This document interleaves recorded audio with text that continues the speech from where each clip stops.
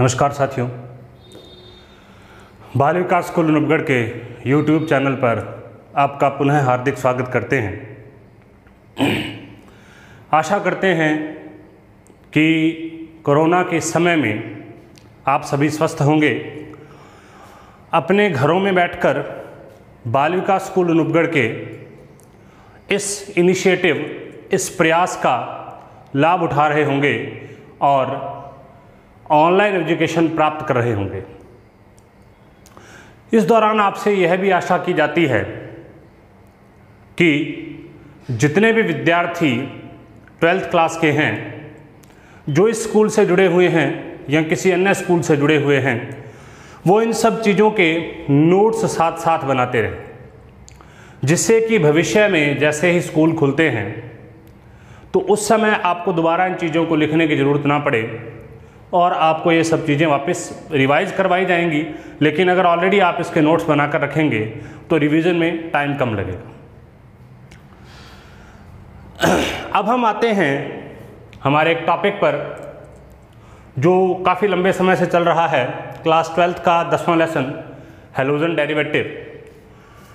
बहुत से कारणों की वजह से बीच में लगभग 15-20 दिन तक किसी वीडियो का निर्माण नहीं किया गया, खास करके केमिस्ट्री किसी वीडियो का निर्माण नहीं किया गया, जबकि इस चैनल पर आपको एग्रीकल्चर केमिस्ट्री की कुछ वीडियोस मिली होंगी। अब पुनः उसी जोश खरोश के साथ, उसी तैयारी के साथ और उसी हौसले के साथ हम और हमारी पूरी टीम आप सभी के बीच में वापस उपस्थित हैं।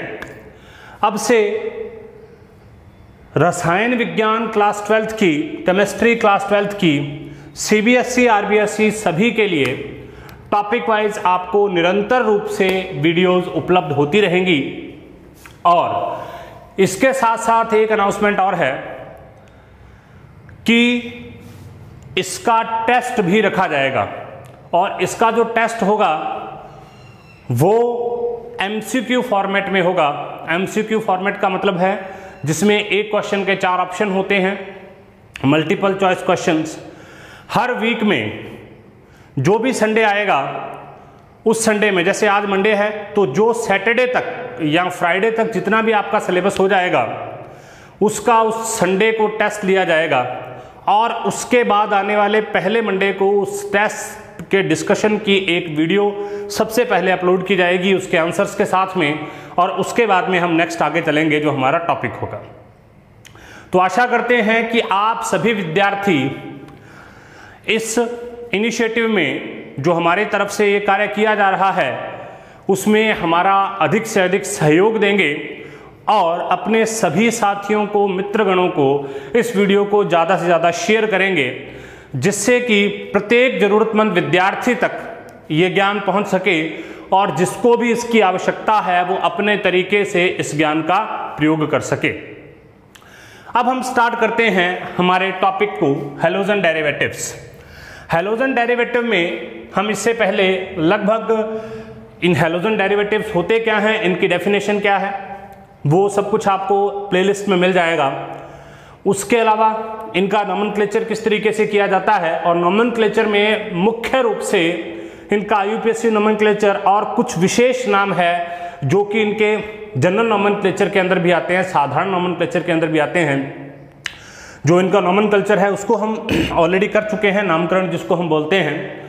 उसके बाद में हमने इसका क्लासिफिकेशन भी कर लिया है, कितने टाइप्स के अंदर इसको डिवाइड किया गया है और प्रत्येक टाइप के 1-1, 2-2 एग्जाम्पल भी हमने किए हैं।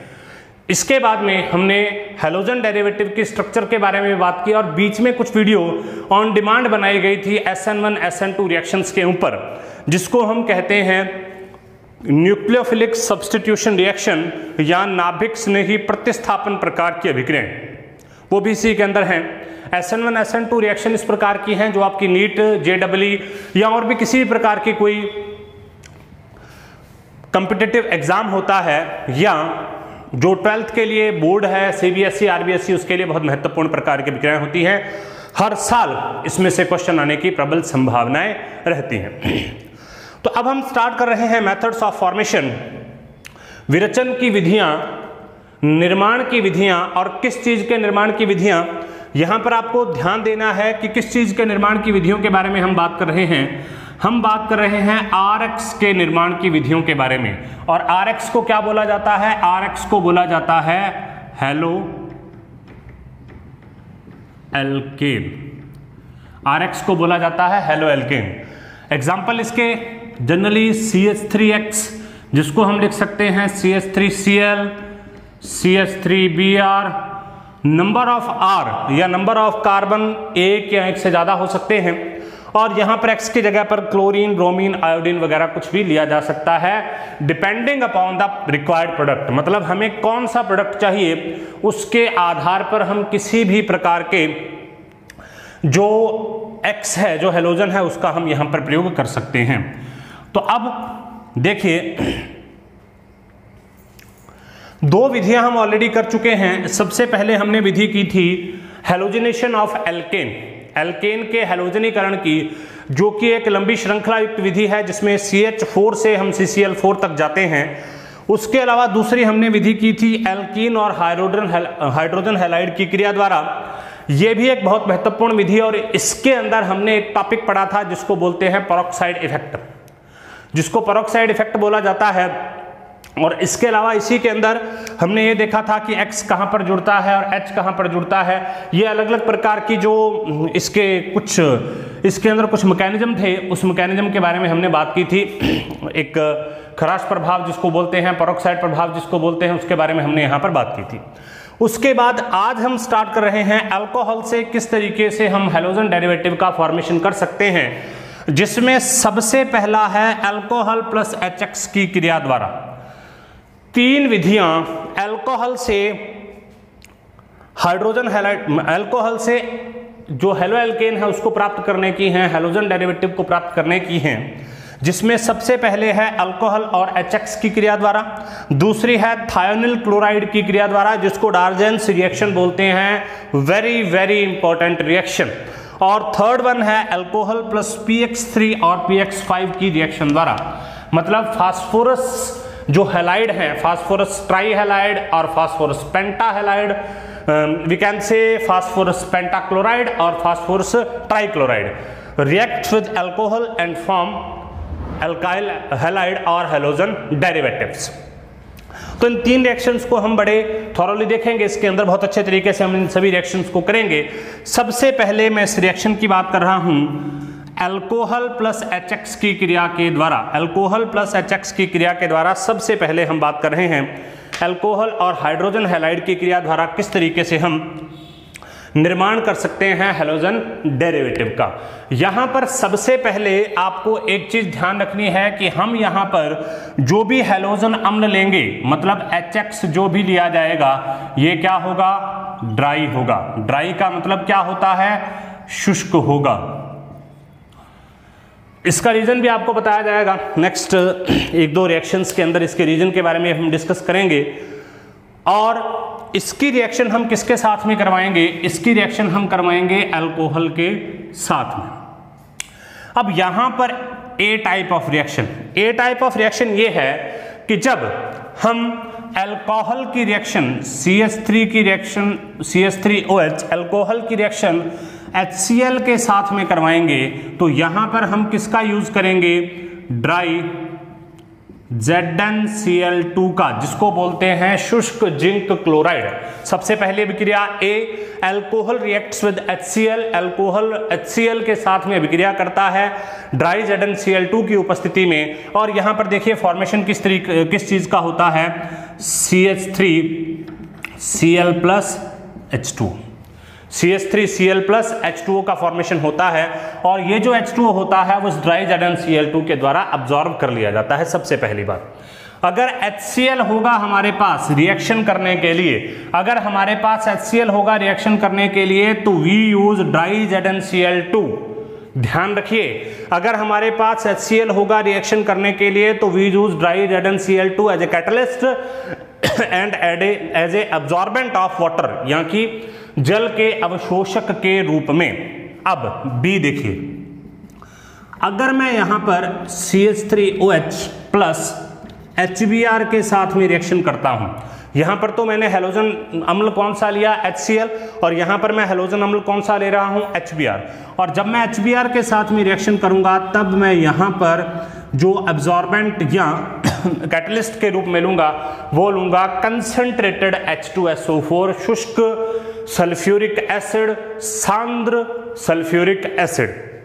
H2SO4 जो होता है इसका बड़ा सामान्य नाम भी है, जो H2SO4 है इसको बोला जाता है गंधक का अम्ल, एसिड ऑफ सल्फर। गंधक का अम्ल इसी तरीके से एक नमक का तेजाब होता है, नमक का तेजाब होता है HCl, जिसको हम हाइड्रोक्लोरिक एसिड बोलते हैं। HCl जो होता है हमारे पेट की आंत के अंदर पाया जाता है, मतलब पेट के अंदर पाया जाता है, अमाशय में, सॉरी आंत में नहीं, अमाशय में पाया जाता है, और जो कि पाचन की क्रिया के अंदर योगदान देता है। 10th लेवल की चीज़ है ये, जो 10th लेवल का पाचन का जो टॉपिक है उसके अंदर इसको बहुत अच्छे तरीके से डिस्क्राइब किया गया है। अब देखिए यहाँ पर भी इसको गर्म किया जाएगा और यहाँ पर भी इसको गर्म किया जाएगा, तो यहाँ पर देखिए क्या होगा, ये Br यहाँ पर आएगा और ये H इसके साथ में बाहर निकल जाएगा, तो फॉर्मेशन होगा CH3 Br प्लस H2। अब यहां पर जो रेट ऑफ रिएक्शन है, या हम ये कहें कि अभिक्रिया करने की जो दर है वो किस तरीके से होगी, HI सबसे ज्यादा रिएक्शन करेगा, उसके बाद में रिएक्शन करेगा HBr और उसके बाद में रिएक्शन करेगा HCl। इसके अलावा अगर हम बात करते हैं अल्कोहल के सापेक्ष विद रेफरेंस टू अल्कोहल, तो यहां पर जो अभिक्रिया होगी वो किस तरीके से होगी, देखिए सबसे ज्यादा अभिक्रिया करेगा 3 डिग्री अल्कोहल, उसके बाद अभिक्रिया करेगा 2 डिग्री अल्कोहल और सबसे कम अभिक्रिया करेगा 1 degree alcohol. With reference to HX, HX के रेफरेंस में तो HI सबसे ज्यादा क्रिया करेगा, HBr उसके बाद और HCl सबसे कम क्रिया करेगा। और अल्कोहल के रेफरेंस में 3 डिग्री अल्कोहल, मतलब यहां पर 3 डिग्री अल्कोहल सबसे ज्यादा क्रिया करेगा, 2 डिग्री उसके बाद में और 1 डिग्री सबके बाद में। जबकि हमने यहां पर CH3OH का एग्जांपल लिया है, इसकी जगह पर आप यहां पर ROH भी ले सकते हैं। इसका अगर बेस्ट एग्जांपल के बारे में हम बात करें तो वो देखिए किस तरीके से लिया जा सकता है, वो इस तरीके से हो सकता है, यहां पर देखिए CH3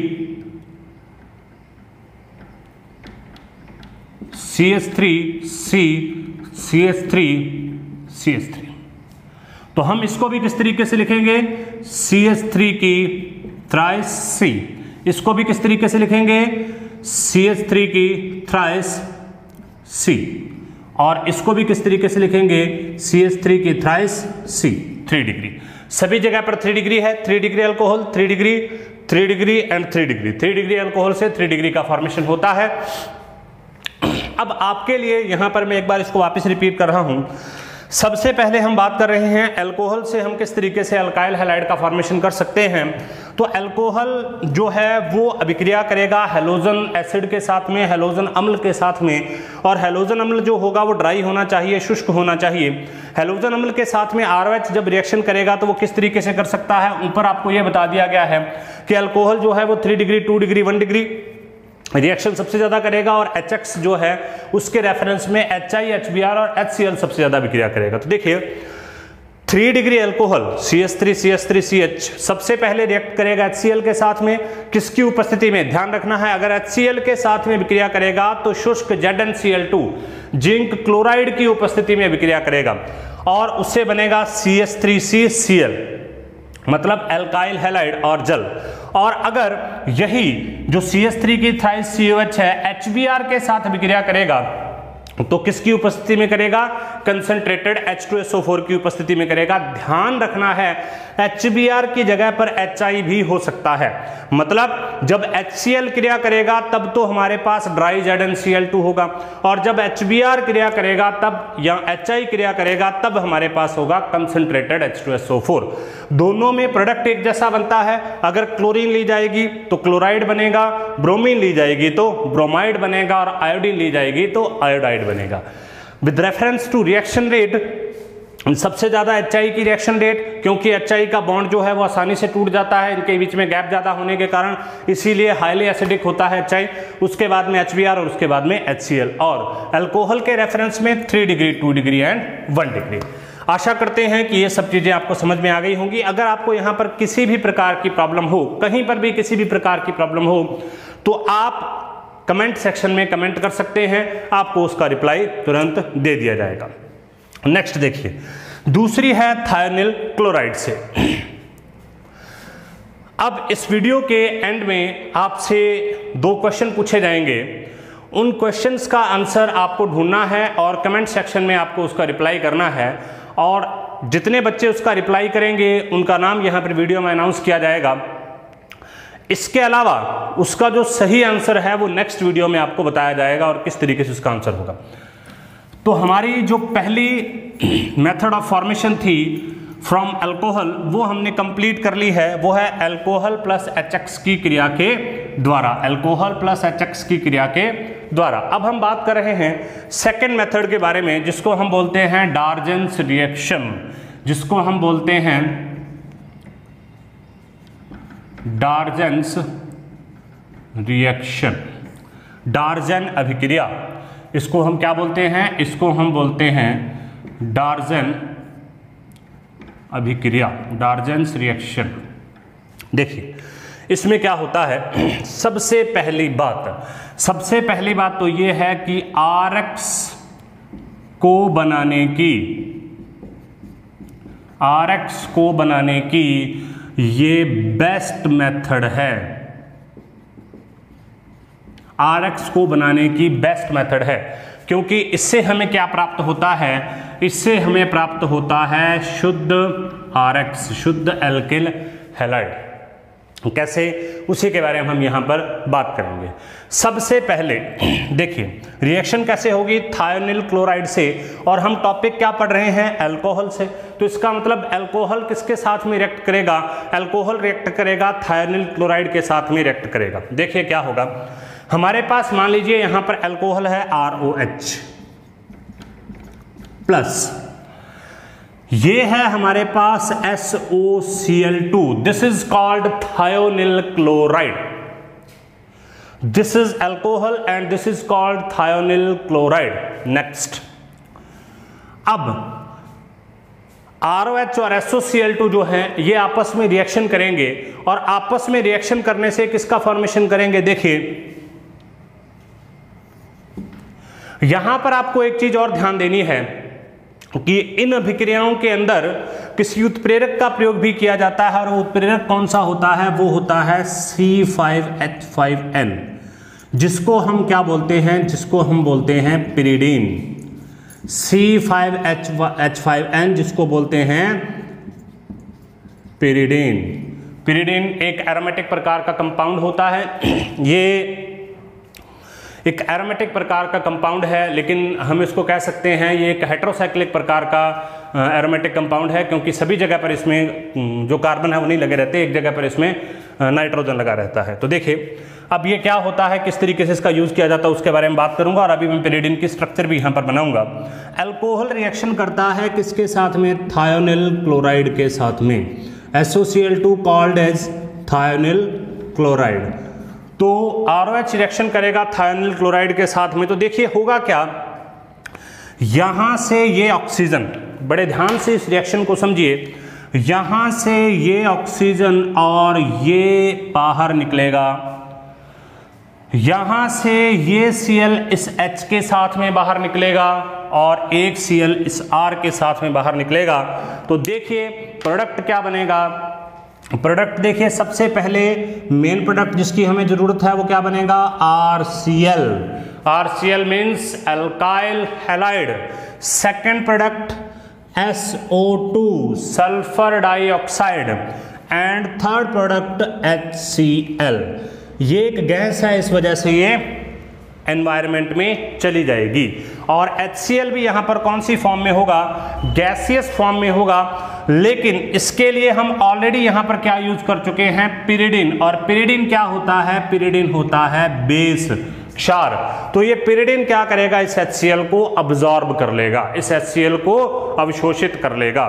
तो इसका मतलब क्या हुआ कि जब हम अल्कोहल की अभिक्रिया थायोनिल क्लोराइड के साथ में करवाते हैं पिरिडीन की उपस्थिति में, जो कि क्या है? एक बेस है, तो उससे हमें मिलता है RCl, उससे हमें मिलता है SO2, और उससे हमें मिलता है HCl, जिसमें से SO2 और HCl दोनों ही कौन सी फॉर्म में होते हैं? दोनों ही होते हैं गैस फॉर्म में। तो SO2 तो यहां पर कहां चला जाएगा, एनवायरमेंट में। HCl भी गैस फॉर्म में है, जिसको कौन अवशोषित कर लेगा, कौन अब्जॉर्ब कर लेगा, पिरिडिन। तो हमारे पास में क्या बचता है, केवल क्या बचता है, शुद्ध RX, शुद्ध एल्काइल हैलाइड। इसीलिए कहा जाता है कि RX बनाने का ये बेस्ट मेथड है, किससे, अल्कोहल से, क्योंकि इस विधि द्वारा हमें शुद्ध एल्काइल हैलाइड जो है वो प्राप्त हो जाता है। क्योंकि इसमें बना हुआ बाय प्रोडक्ट उप उत्पाद SO2 कहाँ यूज होगा, वातावरण में चला जाएगा, एटमॉस्फेयर में चला जाएगा गैसेस फॉर्म में होने के कारण, और जो HCl है ये भी गैसेस फॉर्म में होगा और इसको ऑब्जॉर्व कर दिया जाएगा पिरिडिन के द्वारा, जो कि एक बेस होता है। अब मैं आपको यहां पर पिरिडिन की स्ट्रक्चर बताता हूं, पिरिडिन की स्ट्रक्चर क्या होती है। देखिए,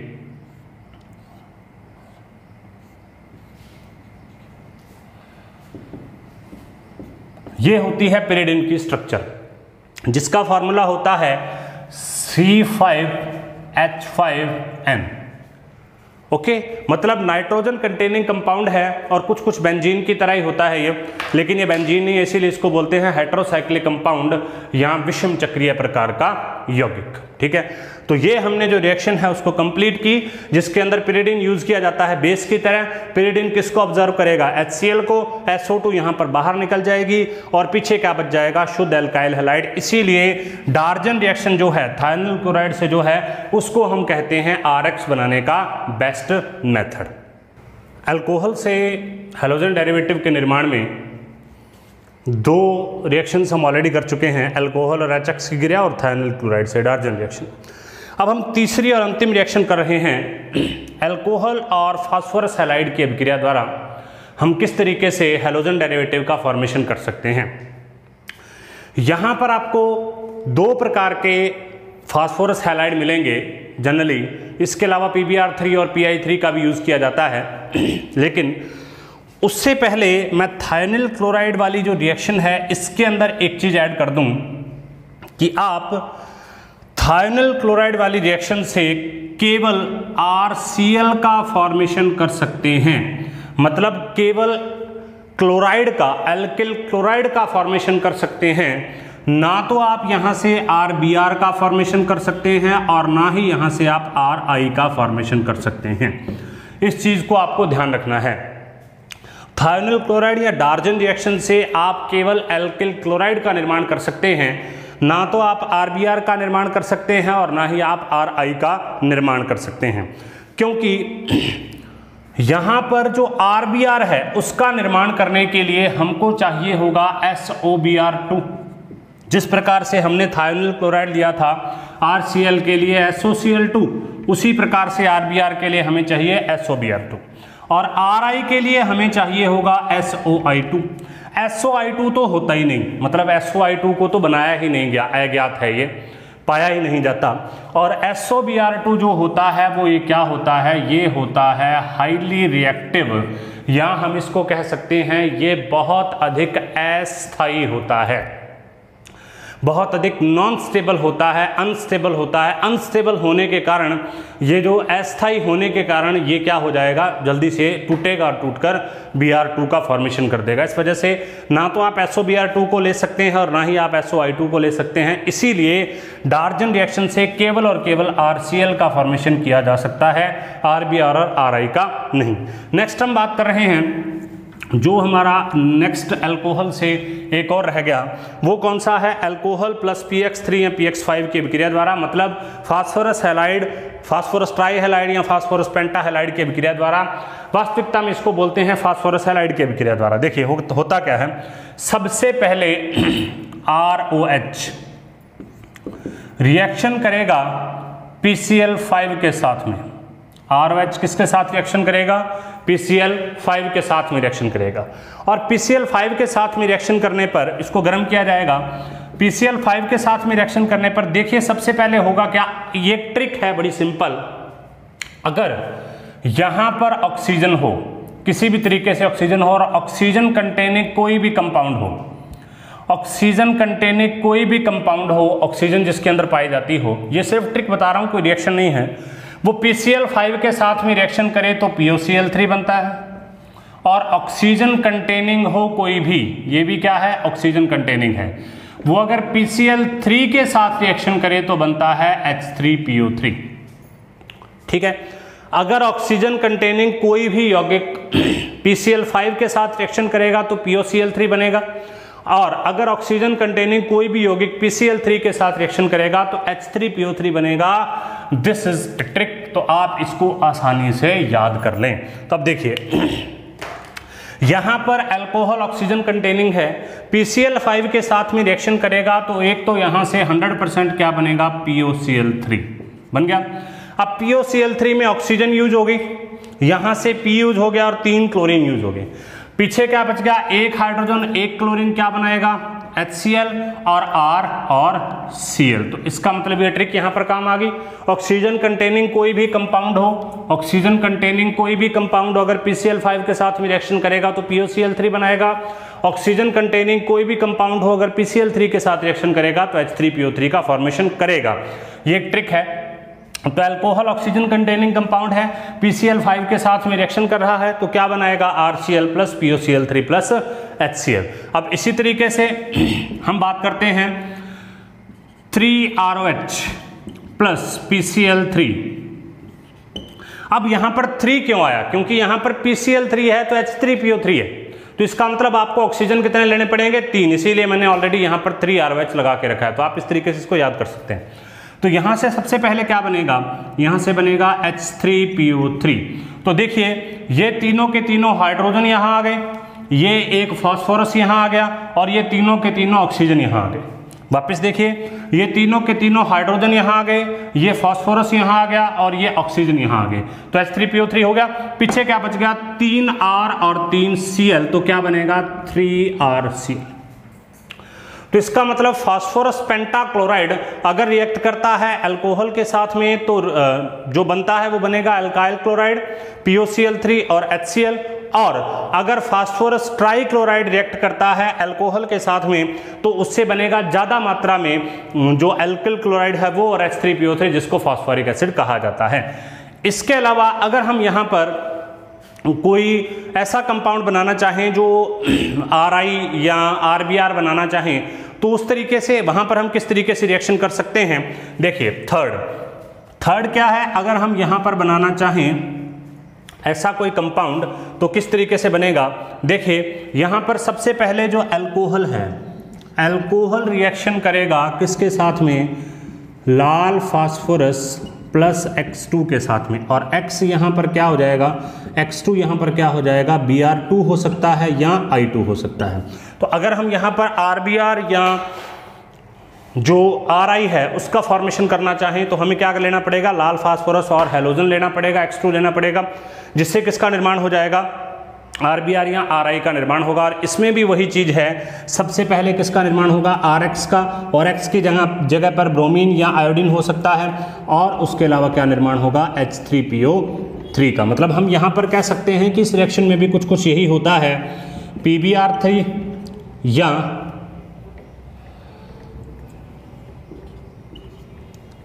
या इसमें यूज किया जाता है Pi3 का। तो PBr3 कैसे बनता है, लाल फास्फोरस और ब्रोमीन की अभिक्रिया द्वारा, और Pi3 कैसे बनता है, लाल फास्फोरस और आयोडीन की अभिक्रिया द्वारा, जो बाद में इसके साथ रिएक्ट करेगा, H3PO3 का फॉर्मेशन करेगा, और किसका फॉर्मेशन करेगा, RX का फॉर्मेशन करेगा। तो अभी हमने यहाँ पर एक विधि और कर ली, अभी 3 विधियां और हैं इसकी जो हैलोजन डेरिवेटिव के फॉर्मेशन की। सबसे पहले अल्केन से, दूसरा एल्कीन और HX की क्रिया द्वारा, तीसरा अल्कोहल से। अल्कोहल में 3 विधियां हैं, अल्कोहल और HX की क्रिया द्वारा, जिसमें HCl के साथ में क्रिया करवाने के लिए निर्जल ZnCl2 का फॉर्मेशन प्रयोग किया जाता है, और जो HBr है उसमें H2SO4 का प्रयोग किया जाता है कंसंट्रेटेड। उसके बाद थायोनिल क्लोराइड, डार्जन रिएक्शन, और उसके बाद में अल्कोहल प्लस PX3 और PX5 की रिएक्शन। अब मैं आज के क्वेश्चन पर आता हूं। सबसे पहली जो अल्कोहल और HX की हमने अभिक्रिया की थी, वहां पर मैंने आपको कहा था कि अगर आप HCl के साथ में रिएक्ट करवाओगे अल्कोहल को तो हम यूज करते हैं ड्राई ZnCl2 का, जबकि अगर हम HBr के साथ में रिएक्ट करवाते हैं तो हम यूज करते हैं सांद्र H2SO4 का। ऐसा क्यों होता है, आपको इसको ढूंढना है और इसका आंसर कमेंट सेक्शन में आपको डालना है। दूसरी बात, दूसरा क्वेश्चन, थायोनिल क्लोराइड जो है SOCl2, SOCl2 का IUPAC नेम क्या है? SOCl2 का IUPAC नेम क्या है? दो क्वेश्चन है आपके लिए। सबसे पहले तो इस रिएक्शन में HCl के साथ में ZnCl2 और HBr के साथ में H2SO4 का यूज होता है, और दूसरा SOCl2 का IUPAC नेम क्या है? अगली वीडियो आने से पहले तक, मतलब कल शाम तक का आपके पास टाइम है, जिसमें कि आप कमेंट सेक्शन में इस चीज को लिख सकते हैं। कमेंट सेक्शन में आप इस चीज को डाल सकते हैं कि इसके आंसर्स क्या होंगे। इसके सही आंसर्स आपको अगली वीडियो में बताए जाएंगे। तब तक सतर्क रहें, घर पर रहें, जहां तक आवश्यक हो तब तक अपने घर से ही अपने सभी के कामों को करने को प्राथमिकता दें और बिना आवश्यकता रह के घर से बाहर नहीं निकलें। धन्यवाद।